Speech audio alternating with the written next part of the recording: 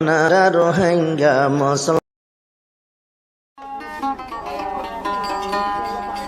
Assalamu alaikum warahmatullah. Yang tuara Ghana iba Rohingya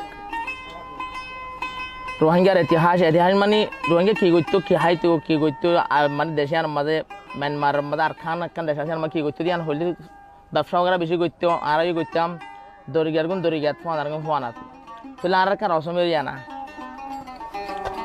की रसम ले ताई तो आर काने ते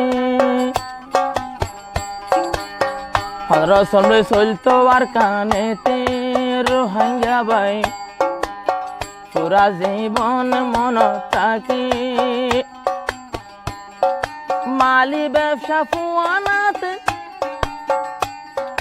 মাছ মারে দইজার উপরে বাইরাইলে দানর হাম বাইরাইলে আল শাসর হাম গরে বাইরাইলে আল শাসর হাম গরে কি গোচ্ছা আমার কানর উপরে রোহিঙ্গা বাই এখন গণ গণ মনত করে মালামালির ব্যবসা গইতো তৈলে ফুয়ানার উপরে মাছ মারিতো দরিগার উপরে মাছ মারিতাম দরিগার উপরে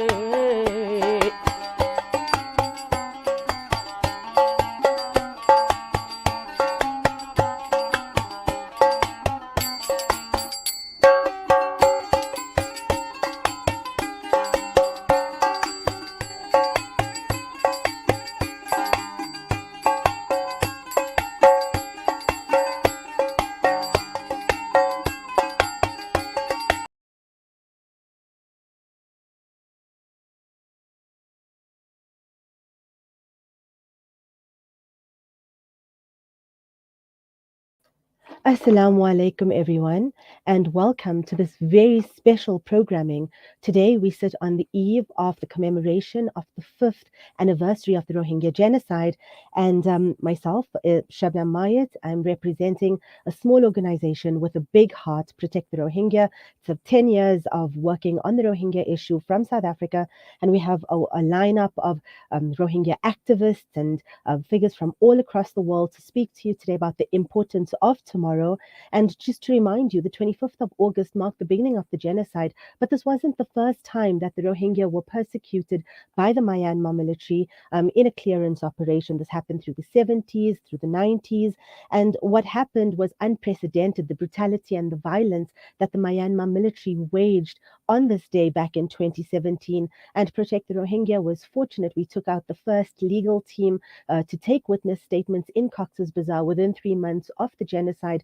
And the stories that we heard were heart-wrenching. And these were not just 10, 100, or 1,000 stories, but hundreds of thousands of stories, almost 1 million stories, which were repeated to us about barbarity and the brutality, about families being separated, about murder, about mass rape to death, about children being thrown alive into fires, until Rohingya were forced to cross on foot towards the Bangladeshi border, where they now found protection within Cox's Bazar, which is now the largest refugee camp in the world. Doesn't come without its difficulties. And so to teach us more about it, to share their views with us, we have a very interesting panel today. And we're going to start off by speaking to Arsalan Suleman, who is part of the team taking this matter to the ICJ. We're also going to be speaking to His Excellency, the Foreign Minister of Malaysia. We also have Dr. Ambia, who is from the Rohingya Medics Organization and the Chairperson of the European Rohingya Council. We also have Nay San Lwin, who is from the Free Rohingya Council. No stranger to Salam Media is also Khin, who is from BROUK. And we're also going to be speaking to Sohel Rahman, who's recently won awards for his film, which takes place in Cox's Bazar. So with that, let's get into tonight's show. And thank you for your patience with us on the live show that was just running earlier. Okay, so Arsalan, welcome to the show. We're very happy that you could join us today. Arsalan is also the former acting U.S. Special Envoy to the to the Organization of Islamic Cooperation, and it's always good to start off with a lawyer so we know exactly what the deal is. So, Arsalan, maybe you can just begin by sharing with our listeners what genocide means in terms of international law. Well, first, let me thank you, Shabnam, for hosting this program, and to you and Salam Media for including me in the program. As you mentioned, this is the eve of a very solemn anniversary, the 5th anniversary of the beginning of the clearance operations that were part of the genocidal policies and actions taken by the Myanmar military and government against the Rohingya. And so it's a very solemn occasion, but it's a pleasure to be with you and with other friends and colleagues on the show. In terms of your question, the definition of genocide. So genocide is defined as a crime under international law, and it was defined originally in the Genocide Convention itself. It's also defined in the statute of the International Criminal Court, the Rome Statute. And both of those conventions define genocide as being a particular act, and the treaties, they list 5 different acts or types of acts that, if they are committed with the intent to destroy in whole or in part a national, ethnical, racial, or religious group, then it would constitute genocide. So they're predicate acts, and those acts include killing members of the group, causing serious bodily or mental harm to members of the group, deliberately inflicting on the group conditions of life calculated to bring about its physical destruction in whole or in part, imposing measures intended to prevent births within the group, and forcibly transferring children of the group to another group. So if any of those acts are taken are committed with the intent to destroy in whole or in part a national, ethnical, racial, or religious group, then it would constitute genocide under the international law definition of genocide. Okay, so another question we often hear is, why is it that going to the ICJ, it was the Gambia that brought this case? Yeah, that's a great question. The Attorney General of the Gambia, who was the leading figure to actually bring the case, whenever he was asked that question, he would always respond with, why not? He would always say that, of course, the Gambia decided to step up and to take this action, but it could have been anyone else. It should have been other states too, because all states that are party to the Genocide Convention have an interest in ensuring that genocide doesn't occur, and should make it their duty to see that happen. For the Gambia, it really was a story about this particular Attorney General and Minister of Justice. His name is Abu Bakr Tambadou. At the time, he was the Attorney General, Minister of Justice, and he had the opportunity to visit and meet directly with the Rohingya victims who were in Cox's Bazar, in the refugee camps, during a meeting of the OIC, the Organization of Islamic Cooperation, that was hosted by Bangladesh in the year 2018. And so because he was there and he met with the victims directly, and he heard their stories, including of the horrible and horrifying violations that you mentioned: murder, rape, gang rape, killing of children, throwing of children into burning buildings. He heard those directly from the victims, and he felt personally moved to do something about it. And I think part of it, the reason why he felt that, is because he felt it, he felt that he was equipped to do something about it, because he had spent almost 10 years of his career prior to being the Attorney General prosecuting genocide crimes as part of the International Criminal Tribunal for Rwanda. And so he knew that international law prohibits genocide. He knew that there are mechanisms that could be used to ensure justice and accountability for the Rohingya. And he felt that it was important for the Gambia to do something about it. And he initiated a process within the OIC, with Gambia leading a committee that was going to look into this issue of accountability and justice for the Rohingya. And as part of that process, it was decided by the Gambia that they would lead and bring this case to the International Court of Justice in The Hague. So, Arsalan, can you tell us where the case is now? Maybe you could provide us with just a quick timeline so the listeners know where the case is at. Sure. Well, the case was originally filed all the way back in 2019. So originally in November of 2019, the Gambia filed the case, and it requested provisional measures from the court. Provisional measures are an interim order by the court in order to protect the rights of the group and the parties involved during the pendency of the dispute.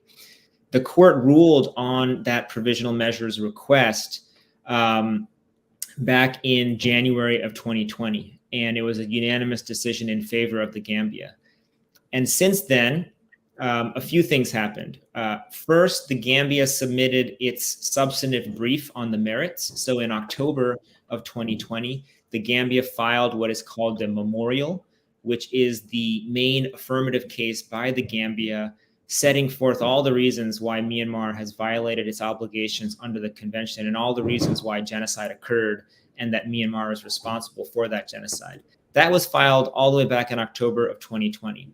But Myanmar filed something in January of 2021, literally about 12 days before the coup that overthrew the civilian government. They filed something called preliminary objections. And these are objections to the court's jurisdiction. And so when Myanmar filed those objections, it put a pause on the merits phase of the case. And so the court had to address those objections before it could proceed with the case. And as I mentioned, a coup took place in February of 2021, which caused a little bit of a delay in terms of the court's ability to schedule a hearing on those preliminary objections. But ultimately, a hearing was held back in February of this year. And the court issued its judgment in July of this year. On July 22nd, it issued a judgment on these preliminary objections, and it rejected all 4 of the preliminary objections that Myanmar asserted by an overwhelming margin, 3 of them unanimously, 1 of them with a 15-1 vote. And so now the case has gone back to the merits phase. So now the court has set a deadline of April of next year, April 2023, for Myanmar to submit its responsive brief to the Gambia's memorial. So Myanmar will file something called a counter memorial, which is essentially their statement of defense. It's going to be their effort to defend themselves against the charge of genocide.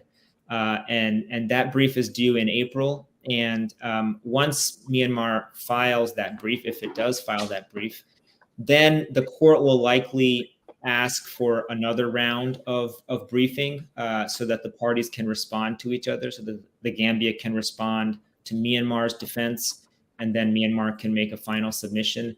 Those are called reply and rejoinder. So that might add another 4 months for each of those pleadings, so an 8-month total. So unfortunately, the timeline stretches out, but if you're adding 8 months or so to that April deadline, then you're coming to the end of 2023. And that would be the end of the written phase of the case. At that point, the court would be ready to have a hearing on the merits. So we're anticipating that potentially at some point in early 2024, there might be a public hearing at The Hague before the International Court of Justice, where the court would hear the substantive arguments as to why genocide occurred and why Myanmar is responsible for it. Arsalan, we don't have a lot of time left, but I wanted to ask you, earlier this year, the US had a genocide determination. What will a genocide determination by the court mean in terms of this case? And the other thing is there still a space for other states to join the matter? Sure. So I think a determination by the court that genocide occurred and that Myanmar is responsible would be extremely important. First of all, from a truth-telling perspective and a fact-finding perspective, it would be a definitive ruling from the UN's court, the world's court, that genocide did indeed occur, and that the Rohingya are indeed a protected group under the convention that whose rights were violated. I think that's an important element for the victims to be able to participate in those proceedings through the testimony and to have that finding. But also, if the court does make the finding that Myanmar is responsible, then there is the opportunity then for the court to order Myanmar to make certain acts of reparation in order to compensate the victims for the violations, and also to remedy the violations of their rights, including their rights to citizenship, their rights to live freely and have livelihoods within their home countries, their right to return. All of that would be part and parcel of the remedy efforts that the Gambia would pursue. Okay. Well, Arsalan, thank you very much for joining us this evening or tonight. And we look forward to speaking to you again as the case unfolds. And we wish you all the best for the future. Thank you so much, Shabnam. My pleasure. Thank you very much.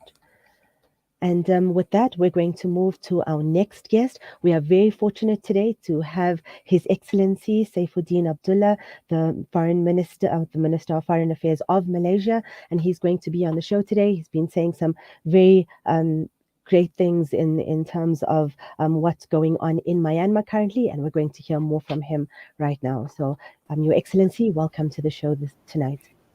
Well, thank you, and thank you for having me. We are very honored to have you on tonight. Your Excellency, let's get straight into it. Earlier this month, you called for the National Unity Government of Myanmar to be included in the ASEAN discussions. What does such a move mean? Well, at the current state, ASEAN have not engaged the NUG and the NUCC. And myself and Malaysia believe that engagement with Myanmar should include every major stakeholders. And this includes, in this context, the NUG, the NUCC, and other major stakeholders. In this regard, I have met the NUG foreign minister twice, once on VC and the other face-to-face in Washington, D.C. I have also met online with the chairman of the NUCC. And I think it is very important that we recognize the fact that what is actually, we find out, and we must know exactly what is actually happening in Myanmar. That it is very complex, and we need to get actual data from reliable sources. And in fact, yesterday, I made the call that ASEAN must look into all these important issues of acquiring and soliciting the right information, up-to-date information as to what is actually happening.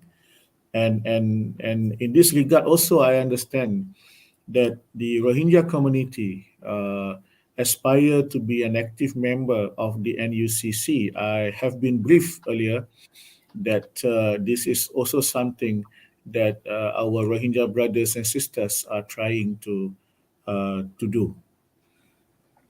Okay. Your Excellency, in recent years, there's been a lot of hate speech in Malaysia against Rohingya. What is being done to combat that? Well, this is really an unfortunate thing, and I can see only one reason why this happened, and unfortunately, this is because of COVID-19. There was a story. Well, it's a real fact that the first case, or the first big case involving Malaysian, was related to a program, a congregation in a masjid, in a mosque. And it was alleged that some Rohingyans were involved in that program. and that was the reason why this story came out in that nature. But I think we have tried our level best to explain to the Malaysian people that this is not the case. You just cannot blame anyone that this thing happened because of certain people or certain ethnic. Alhamdulillah, I think we have, I think, come over it. I believe now people understand that this is a pandemic. It is really something that everyone is fighting against, uh, and I think as far as the Rohingya refugees in Malaysia, we have provided them with vaccination, both by the government side and also by the NGOs who are actively assisting the Rohingya population in Malaysia. Your Excellency, one of the issues or one of the criticisms that Thailand and Malaysia have received even before COVID-19 is about the treatment of refugees and pushbacks. Is something being done to change that kind of policy? Because now there are more than 100,000 Rohingya refugees. And of course, people have the right, especially refugees coming from persecuted countries, as you know, they have the right to seek asylum. What is being done to ensure that such refugees are being received in a better manner? Well, number one, Malaysia is not a signatory or a party to the UNHCR, but nevertheless, we have been trying our level best to do what is needful to assist in any way uh, to the refugees, not only Rohingya, but the other refugees. Number two, we have not shoo away any of the Rohingya or other asylum seekers who arrive on our shores, and even if they are arrested, they are kept in good condition in the police depot. Yes, I understand recently there was some issue, but I think we have overcome it to a certain extent. But what I want to say now is that I think the Malaysian government, and we have discussed this quite extensively of late in the cabinet, that we are looking at two areas in a more um, concerted manner. Mhm. One is on employment. There is an idea that we we need to, in some ways, help out in educating and training Rohingyan who wants to work so that they will be able to earn a good living, a decent living. And number two, and this is one of my focus area really, is on strengthening the education program for the Rohingya children. We have what is known as the alternative learning centers. There are about 48 of them. But at this moment in time, the ALCs, the alternative learning centers, operated by civil society organizations, can only cater to about 30% of the Rohingya children in Malaysia, and we need to do more. So we are trying to secure more funding from international organizations and brotherly countries. To date, Qatar Foundation has contributed 50 million US dollar. About 6 million has been spent for health and welfare, and we are negotiating so that more of the money can be used to upgrade the learning centers and to add more learning centers. We also want to look into the training of the teachers, and more importantly is accreditation. Uh, the children who aspire to further their studies and who are excellent in their studies, I think they deserve to be given some kind of accreditation so that they can further their studies, whether in universities in Malaysia. And there are private universities, especially in Malaysia, who are prepared to recruit Rohingya students, provided they have accreditation. And also universities from some brotherly countries who are willing to recruit Rohingya students from Malaysia. That's fantastic. Your Excellency, I wanted to ask, there are voices like yours that want to include the National Unity Government, but what is it going to take for them, for the ASEAN to really move in terms of Myanmar? Because it's been years now, and we don't really hear very much in terms of the Rohingya or about the genocide. It's almost as if, there's this non-interference, and the Myanmar military, really doesn't get told off by its regional bloc enough.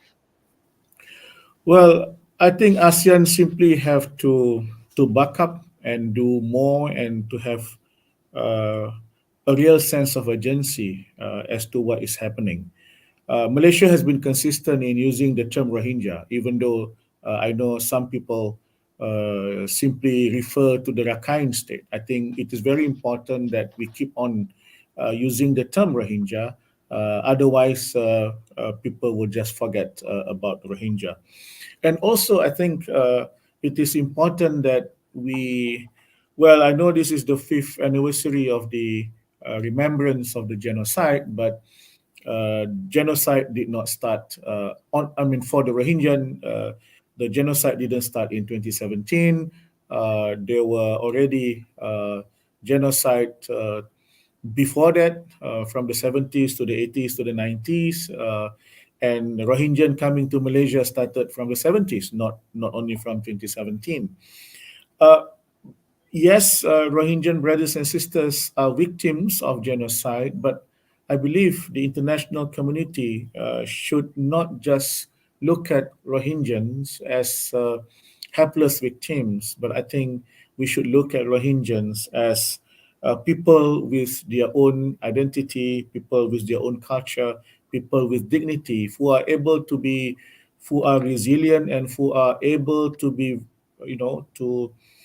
to determine their own future. But of course, the international community must come together and assist in the best of ways.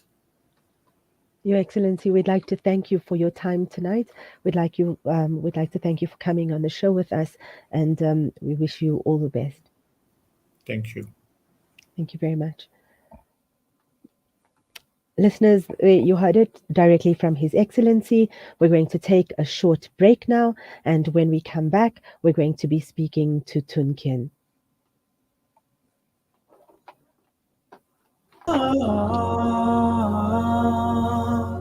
Listen to Salam Media.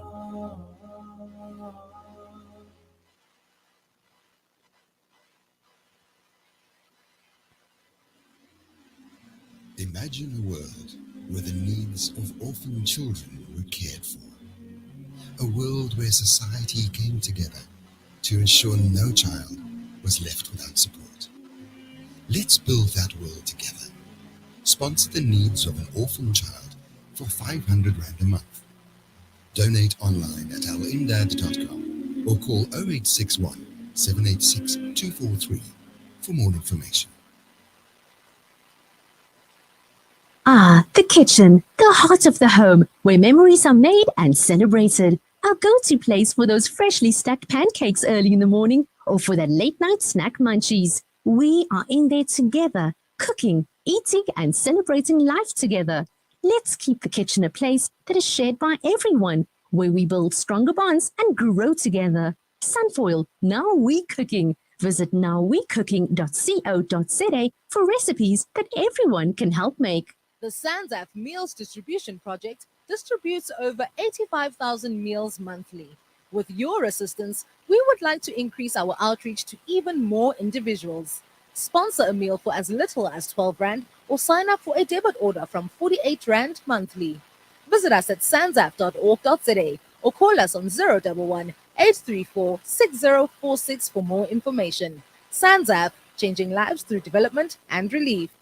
Discover the Africa of your dreams and surround yourself with her spectacular beauty. Relax beneath her serene sunsets and explore wildlife at its natural best. It's where the pride of Africa comes together. The Kwantu Private Game Reserve. Get to know the Big Five or cruise on an elephant safari game drive. Interact with lion and tiger cubs and enjoy world-class halal cuisine while we pamper you during your 5-star stay. Indulge in the true African experience. For reservations, call now on 042 203 1400 or visit kwantu.co.za. The Kwantu Private Game Reserve, the place of gathering. For a long time, we've lived in a centralized world, where institutions held the all-important data and confirmed all transactions. Those times are over. Welcome to Libertas Group, a blockchain development company boasting an ecosystem that continually redefines the way we do business. Our blockchain is decentralized, making it immune to hacking or alteration, putting the power back in your hands with no middleman, so you can focus on the growth of your business. Libertas, the simplest investment choice you'll make. When the perfect blend of stylish decor, exquisite halal cuisine, and warm hospitality come together, it could only mean Al Bayt Lodge, your true home away from home. Al Bayt is the ideal heaven for families, business people, and tourists with its 4-star family rooms and other luxurious facilities. Conveniently situated close to Port Elizabeth Airport, the beach, and other amenities, your stay will be truly unforgettable, as you'll be taking home lasting memories of the warm hospitality, the serenity and tranquility that Al Bayt has to offer. For reservations, call 041 583 6415 or visit www.albaytlodge.co.za. Listen to something fresh.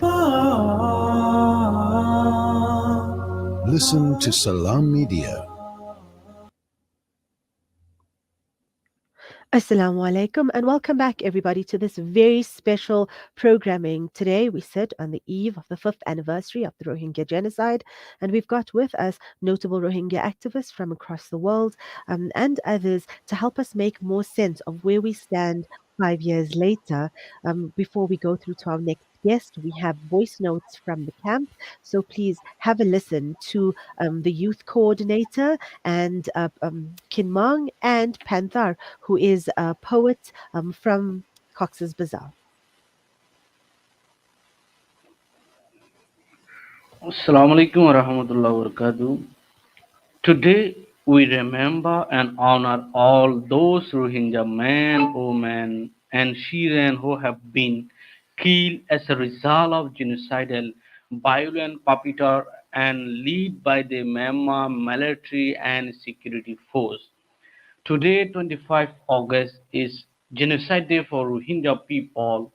So we Rohingya genocide survivors remember, commemorate the day on the Myanmar military kill on the Rohingya people, children, women, raped, all when they went. Finally, we all the Rohingya people fell to Bangladesh in charge of safety and security. Today is International Rohingya Genocide Remembrance Day, so we remember and we recognize and we request all the international community, NGO, INGO to stand together to get justice and freedom, ethnic and equal right of the Rohingya in Myanmar.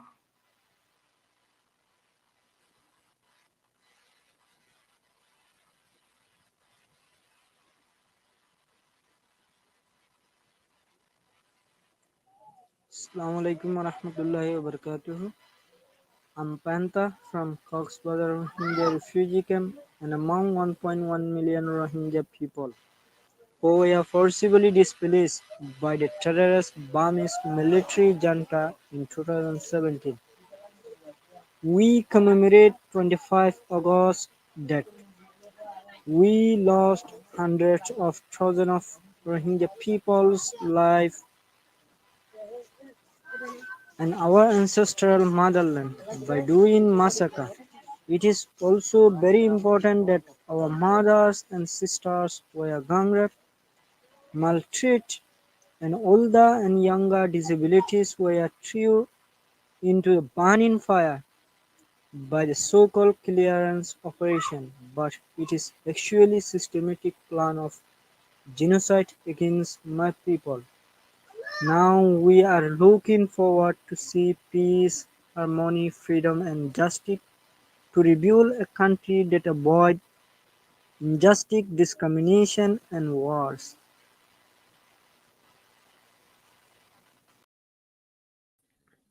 Okay, and those were voices from the camp.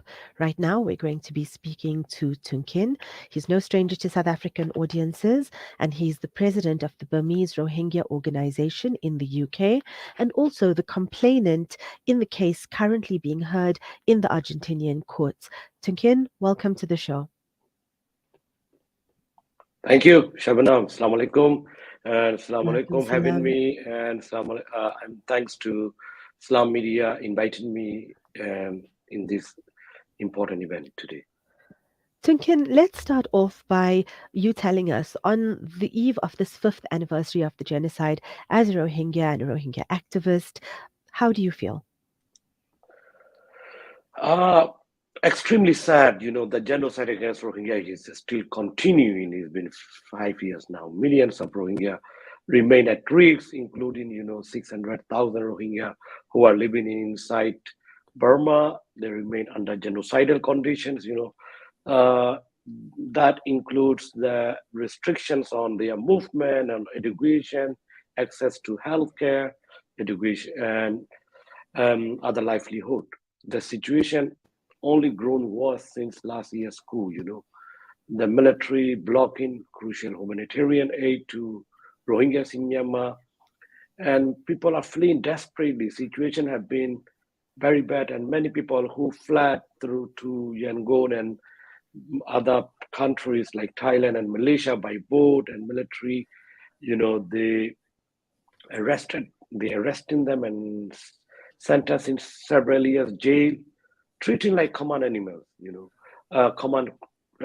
treating like animals and like common criminals. This situation very desperate, and roughly 1 million Rohingya in Bangladesh, they lack recognized legal status. They face increased restriction in Bangladesh movement on restriction recent months. They have been subjected to threats. It's very, very harassment, checkpoints in Bangladesh. These are really worrying situation, I can say. So, in the past 5 years, have you seen any big changes as far as the situation of the Rohingya are concerned? To be honest, sadly, the situation, not at all. The situation has gone worse. In Rakhine State, 130,000 Rohingya risking their lives, crucial humanitarian access being, blocked. And you may see that, as I mentioned, dangerous trips, Yeah. People are fleeing by boat. That's how desperate situation. The people are willing to risk death on the high ocean, which are their lives are rich, and they are risking their lives. Why? Because they're facing unbearable situation in Rakhine State. So those in Bangladesh have little hopes of returning home, given the fact that Myanmar military, the architect of genocide against them, are in control many parts of the country. So I could say situation didn't change anything, getting worse. So international community actually should recognize what's happened to Rohingya, and that is quite still lacking of it. That was And actually my next question, Khin. For the Rohingya, and how important is the input of the international community at this stage? I mean, look, Shabnam, it's been 5 years on. The genocide against Rohingya is continuing. First thing, as I mentioned earlier, situation is worsening day by day, and we have seen Security Council shut down more than 5 times. There's no practical action we have seen, and UN and other EU governments, we have seen they are sanctioning and this and that, but not real action to protect the Rohingyas who are facing genocide. I mean, you look at what's happening in the Ukraine, of course, our solidarity with the people of Ukraine. We have seen the countries they are supporting, they are showing solidarity. Rohingyas are a people facing many decades. They should, I mean, like particularly US, EU, and other countries, they have to look more broadly what's happened to the Rohingyas. Unfortunately, we have not seen that much attention. Just only even humanitarian aid, even humanitarian aid is not enough. Yeah. So this is very shocking. It is very important that international community have to strengthen their support, and Bangladesh, 1 million people they are hosting, we appreciate that. But 40% of the camp, the survivors are young people. They are not getting education. When we talk about here Genocide Day today, genocide, when a community intentionally destroying, international community should support to react, the other way to rebuild our community. We have not seen anything yet. And we have not seen any action yet. We have not seen that aid is properly provided yet. We appreciate, of course, those countries like UK, US, they are on the top line supporting humanitarian aid, but it's not enough. They should do much more than that. Is really wasn't in the situation because the other side, international community, they didn't take action to military enjoying impunity. That's why genocide is still ongoing. We have seen International Court of Justice have laid down the provisional measures. There's no implementation. Security Council, UK is a pen holder. We have not seen action coming up.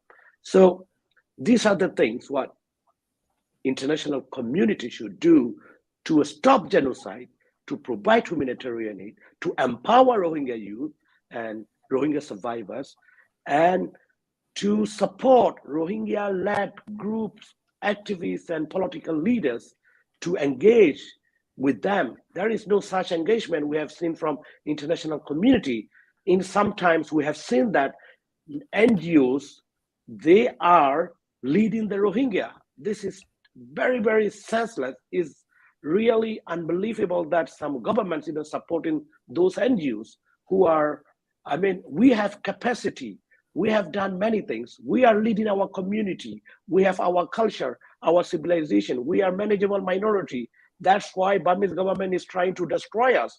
And international community have to take a note that Rohingya can lead their case, their cause. As you can see, we have filed a case. This is what Rohingya-led case in Argentina. Even some NGOs are jumping on there and they try to lead us.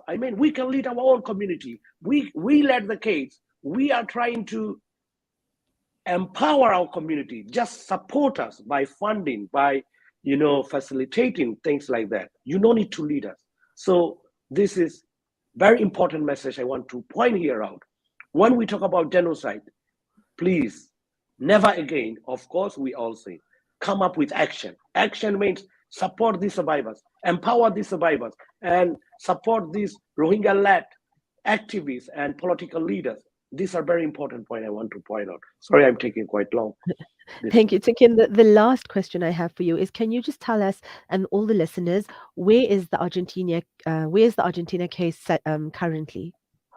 One good thing is we have already open investigation Argentinian judiciary. We thanks to them last November 2021 and January I testified Argentinian court, and then what we are trying to do is now to bring genocide survivors from the camp Cox's Bazar to Buenos Aires, and when we can bring them, that will be our one of the final stage of testifying. And Facebook, IIM, they are also communicating with the court, and so we can see such very, very improvement the case and is moving forward. I believe that this case will be not too long like other cases. So we are on the right track with the case. Okay, thank you, Tunkin. Thank you for joining us today. All the best with your work going forward and for Thank you. participating in events tomorrow. We're going to a short break and then we're going to come back to our guests. Thank you very much for your solidarity and support all the time.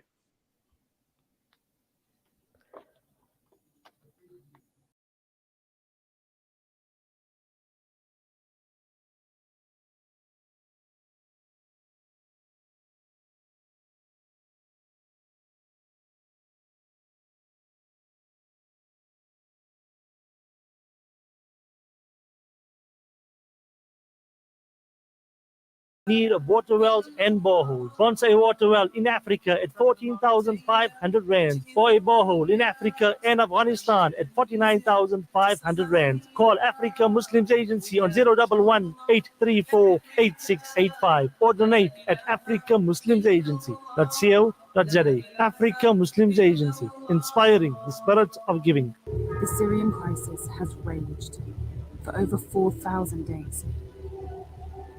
4,000 days of suffering, displacement, hunger, and intolerable insecurity. With your help, Islamic Relief can continue to stand alongside you. Never has your support been so important. Together, we can stand with the Syrian people. We can help them build a better future. Will you continue to stand with the people of Syria? Please, donate now. With so many investment options today, it's only natural that you might feel a little confused which route to take. Should I buy shares or should I invest in gold bullion? Rand-e Jewelers now brings you the Zahab coin, an alternative to the Kruger Rand. The Zahab coin, a solid wealth protector in its purest form of 24-karat gold, is the safest way to protect your wealth. So don't just sit there and watch your paper money depreciate. Change to gold. Call Rand-e Jewelers now at 031-202-4701 or visit www.rjcoin.co.za, situated at 151 Essenwood Road, Musgrave, Durban. Rand-e Jewelers, the family name you can trust. Listen to something fresh. Listen to Salam Media. Assalamu alaikum, everyone, and we're back on this very special programming. We're sitting on the eve of the 5th anniversary of the Rohingya Genocide, and joining us in the studio right now is Dr. Ambia Parveen. She is a very, very impressive person, and she's no stranger to Salam Media. She's also the chairperson of the European Rohingya Council and the co-founder of the Rohingya Medics Association. And as if that's not enough, she's also a pediatrician and a psychiatrist. So, Dr. Ambia, welcome to the show. It's always good to speak to you. Assalamu alaikum. Wa alaikum assalam. Thank you, Shabnam, for a beautiful introduction you have given. I hope I will be able to maintain that and try to bring changes as much as I can, especially for the most persecuted people of the world, Rohingyas. Thank you once again. Inshallah. We have no doubt that you will. Dr. Ambia, as a Rohingya, why is the commemoration of the 25th of August a very necessary thing? Though it's a sad day, but on the other side, Rohingyas are awakened or awake, so as well as some of the international community and our country, Myanmar. One must not forget that the genocide has not occurred in 2017, but earlier. And we should not, it is an important to let the perpetrators and also the international community to let you to know that Rohingyas will not forgive and will not forget this day. We will keep on knocking. We'll do our utmost to bring justice to those people who we could not save at the time of genocide. And it is very important also to keep on knocking the international community the jurisdiction system, that the Rohingya should be given the justice, and Myanmar will not be able to prosper or lead a peaceful democratic country unless Rohingyas are not given justice.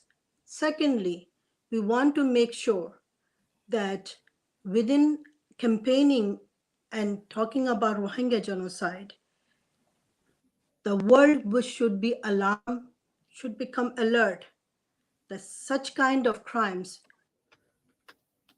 will not be forgiven, and there is a intensive solidarity should stand and zero tolerance for genocide. Okay. Dr. Ambia, as a psychiatrist, can you tell us the psychological impact of a genocide on the population as well as future generations? It's a very important question. One must not forget that psychology of genocide, it's a case where the preconditions of genocide are aimed, and where some of the people becomes perpetrators while the others are bystanders or rescues. In case of the Rohingya genocide in Myanmar, there have been regime after regime, government after government, state-sponsored policies, apartheid policies, genocidal policies, religious persecutions policies to wipe the Rohingyas out of the country. They have been also like aggressive, launched many secret illegal operations against the Rohingyas, like very important operation that is Nagamin Dragon, where they have arrested many innocent Rohingyas and then put them in the jail. Arbitrary arrest were there. And there were also some rules and arbitrary various policies were there where they have stripped off Rohingyas citizenship rights like 1982. This is an intention of the state policy of Myanmar to reduce the population by threatening them, by making their lives so horrible and going through the persecution so that they will flee from Myanmar to other countries. This is the way they want to reduce the population of Rohingya in size to change demography of Rakhine state. And there are still a lot of such persecutions are going on where the youth are scared and they are fleeing from this country to save themselves and their future generation.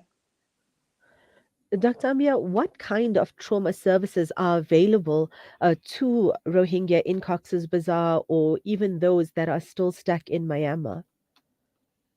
Unfortunately, Shabnam, that the luxury that the superpowers or the civilized countries or the European countries, where we talk about and we protect the victims and the survivors by providing them essential and as well as luxury trauma therapy.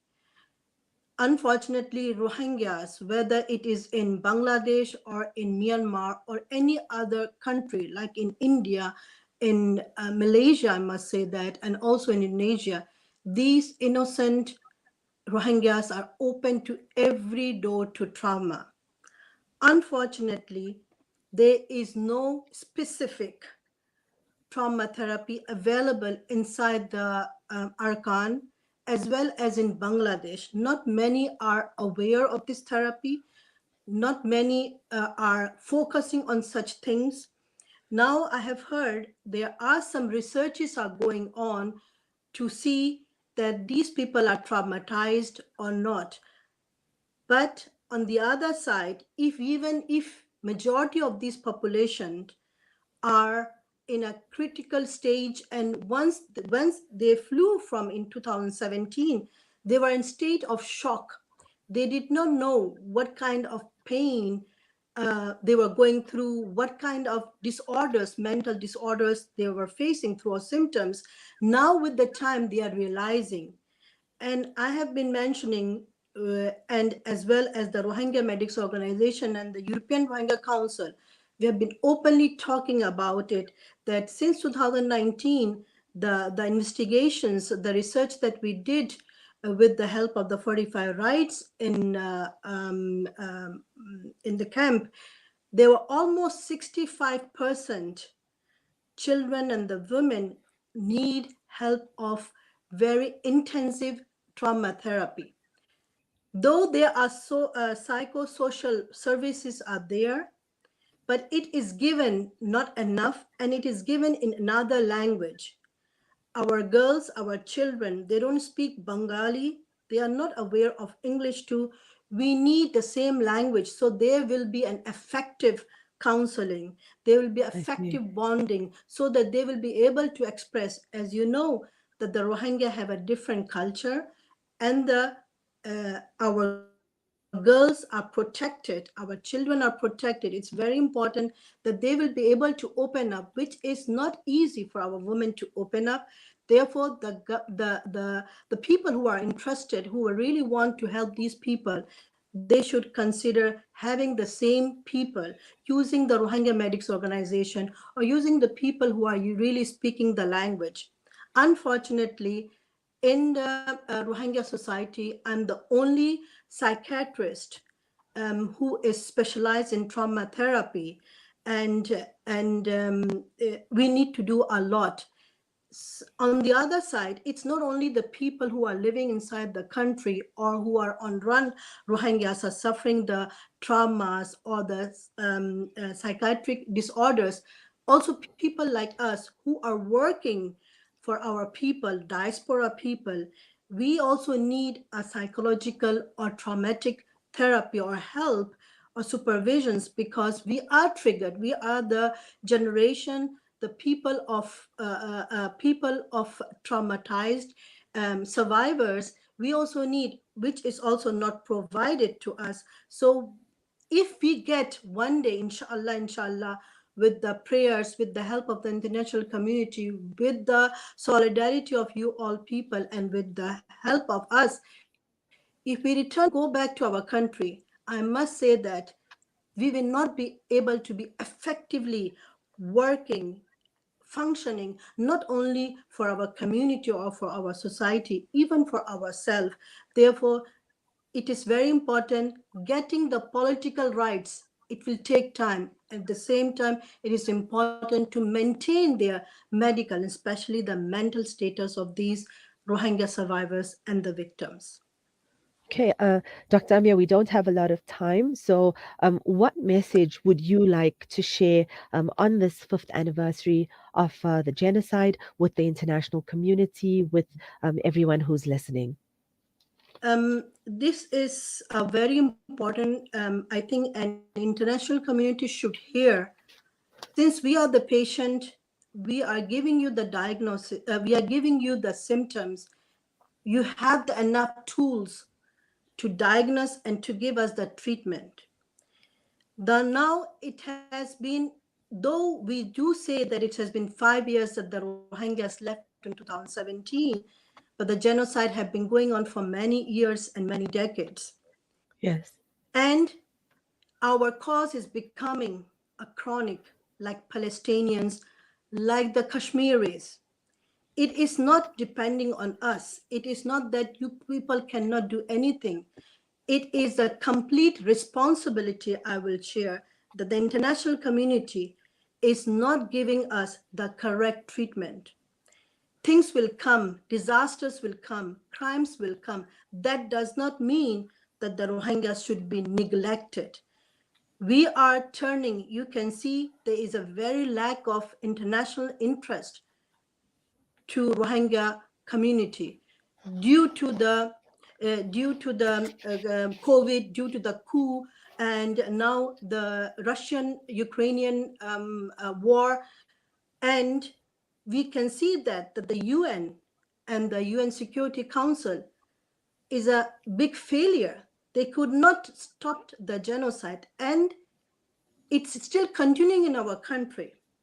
Therefore, it is a very alarming that these leftover Rohingyas might be completely wiped out. Therefore, the repatriation it is not a safe time right now to repatriate these people.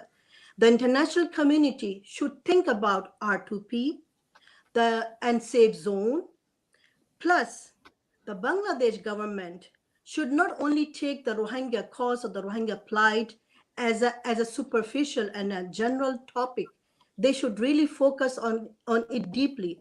To do that, they need to have they need to pass a bill, a specific bill, how to protect these people. One must not forget the ICJ did say that according to the Genocide Convention, these Rohingyas are the group of protected group of people. So it is important not to it's to protect these people and to bring the perpetrators or punish the perpetrators as soon as possible.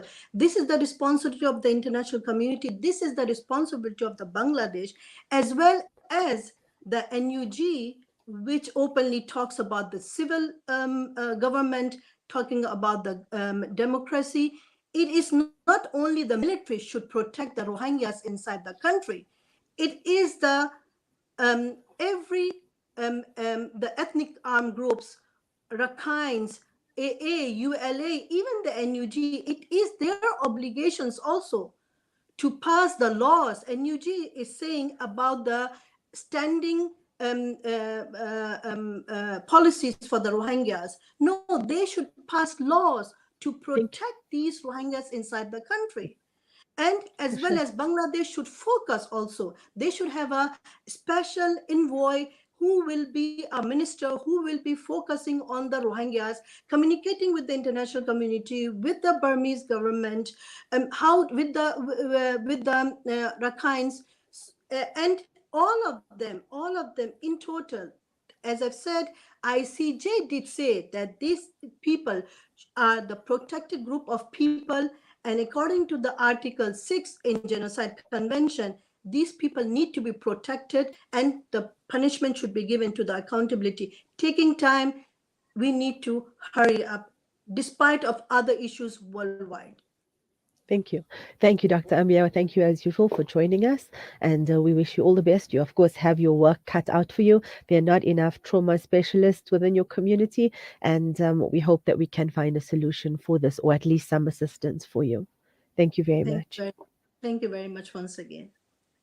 Okay, so listeners, we're going to move on now to Sohel Rahman, and he's joining us from Bangladesh. He's a filmmaker, a writer, and a producer, and his award-winning film, The Ice Cream Sellers, follows the story of two Rohingya siblings in Cox's Bazar after the genocide. Sohel, assalamu alaikum, and welcome to the show tonight. Assalamu alaikum. Thank you so much, Shabnam, and thank you, Sala Media, for honored to be with all beautiful people. I've been listening to all the conversation. It's amazing to hear. We're very happy to have you tonight. Tell the listeners what led you to tell a Rohingya story.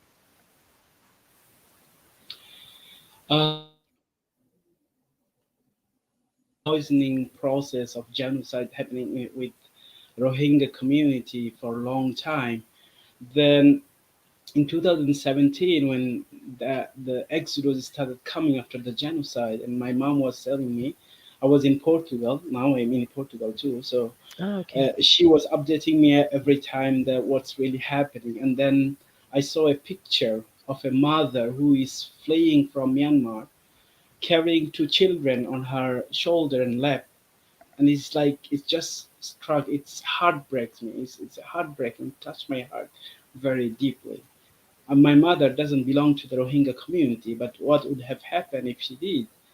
Then I just imagine a situation like, oh no, I have to go. And I just flow like all of my country's people. They extended their help, their hands to support whoever arriving from Myanmar with after the Naf River. They're exhausted, traumatized people, so they are supporting them with whatever they have. And as a filmmaker, I just felt like this is my responsibility to talk or to tell the story of these people, this one of the most persecuted community in the world. Then I decided to go inside the camp and try to talk to those people. There are thousands of stories. It's heartbreaking. It's horrible things. It's a tragedy. But I was kind of lost in some days. I was like wondering what's really I am going to make. So actually, these the time of genocide and the fate of the people, and my responsibility as a filmmaker from Portugal to Bangladesh. By the time then I started making my film, but it takes a while when I didn't know what's really I have to do, because there are several directions to do, several ways to follow. Then I saw the film. Previously, I saw the film Night and Fog about Auschwitz and also Palestinian refugee from IL7's film Passing by Kabit Jabbar, and also Abbas Kiarostami's film ABC Africa. So all those films really inspired me to go forward with my ice cream sellers. Okay, and how has your work been received in Bangladesh? I haven't released the film, The Ice Cream Seller, in Bangladesh yet, but I did some private screening. Everybody was like, wow. And they said that it is a very powerful film. They are very much touched and moved with the film. But I can tell you the film was also screened several countries, festivals around the world, in America, in Canada, in Colombia, Nepal, France, Germany. And that was the feedback was really amazing. And the people said, we have no idea what's happening in that corner of the world. We saw some newspaper, we saw some media clips, but it's everything above the surface. So this, like for example, I screened the film in Toulouse in France, and after the screening, people came to me and hugged me and started crying. Seeing this situation is a very simple story of ice cream sellers. It's just. And how many awards has the film received up to now? I have received best feature documentary film award from Montreal South Asian Film Festival, and another best documentary award, best feature documentary award, audience choice is in Seattle South Asian Film Festival. But the film is still screening in several universities, festivals, and it's also supposed to be screened on 12th September in Yale universities, and also some other universities are going one after another. And why for you is it important that the story of the Rohingya is told? This is very important. First of all, the Rohingya community is me. I felt like I'm here. That camp is just few hours from my hometown. And if I don't tell this story, who is going to be Who is going to be work on this film? And the filmmaker, we say in the filmic cinematic language that you have to have access into the lives of those people. You are telling the stories of those people, but if you don't know their stories, it's very hard. So in that case, I felt like, no, this is very important because of these people. They are helpless, stateless. They are genocide victims, but also they are not just a refugee. They are a people. They have a past. They have a dignity. They have honor. They have their own culture. It's not just suddenly came from somewhere from the middle of the ocean. They are is one of the largest community, and suddenly everything happening. But because of this slow poisoning, it's not just in 2017. It's from since 1970, it started then. They didn't have this access into the universities, college, so they didn't have any. I'm not sure if there is any filmmaker like maybe nowadays there are people are making films, but I'm not very aware of that. So I just felt like, no, I have to tell this story, and this story must be told. So, to the when you were telling the story of these siblings who sell ice cream in the camp, was there another story that really moved you? There are several stories really moved me, but the I choose because of the film cinematic line of the storyline. We say I have to choose. I didn't want to make a refugee film, like a conventional refugee film, because we know it's suffering, is a tragedy. But I wanted to see the light and hope. I wanted to see how a community moved forward after such a genocide, after such a brutal massacre happened. Then they came, all the people that are traumatized, and they have I was inside the camp for 3 months, and I saw then those I found several characters. Then I found these kids who one day I encountered, and I asked them, why are you selling the ice cream? So they're Ayas and Asia, 10 and 8 years old. They're selling ice cream because their father is in prison in Myanmar. So they hope that if they send some money, if they raise some money after selling the ice cream, they will send this money to prison in Myanmar as a bribe money to get release of their father. So is heartbreaking. Is children, and children are children everywhere, wherever they are, and they are just following. They are just struggling, and they are, on one hand, we have harrowing tale of parents. On the other hand, we have these children. These children, they are still like laughing. They are still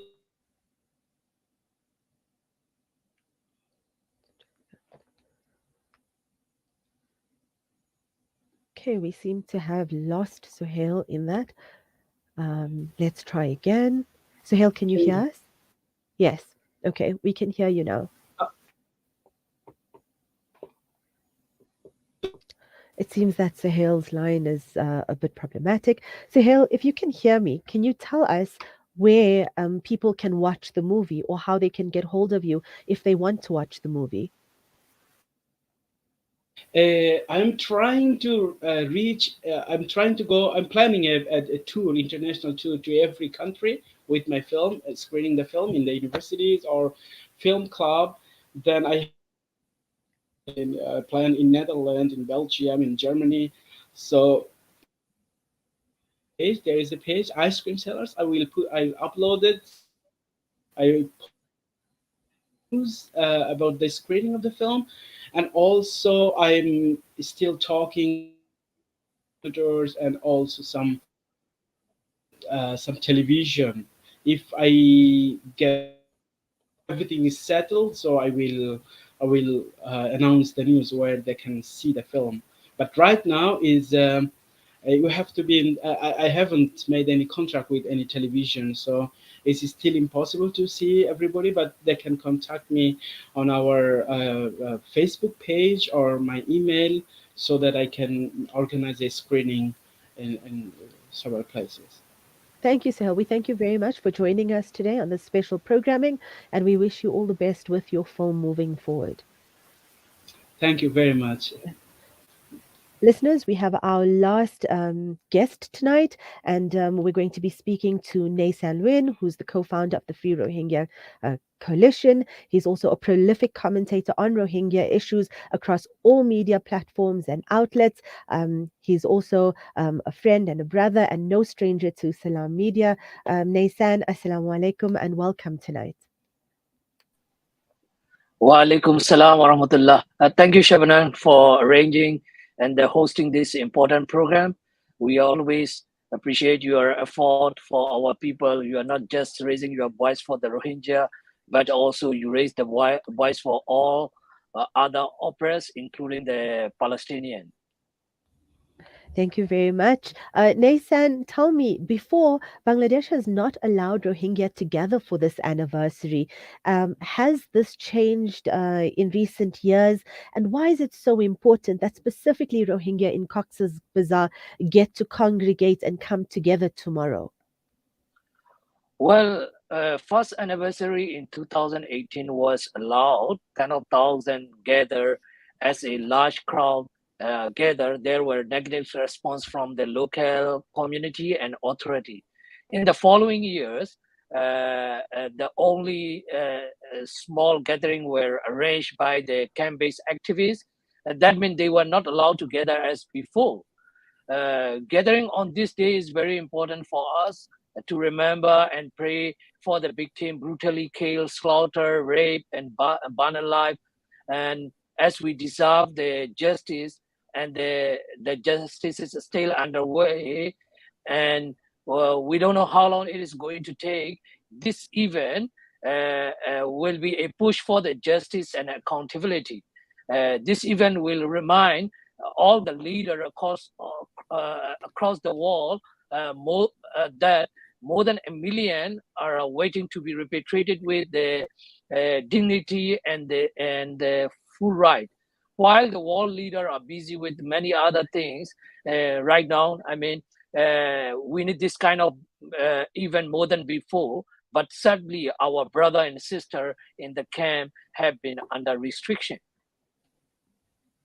By the way, Nay San, it's interesting that many people spoke about repatriation today.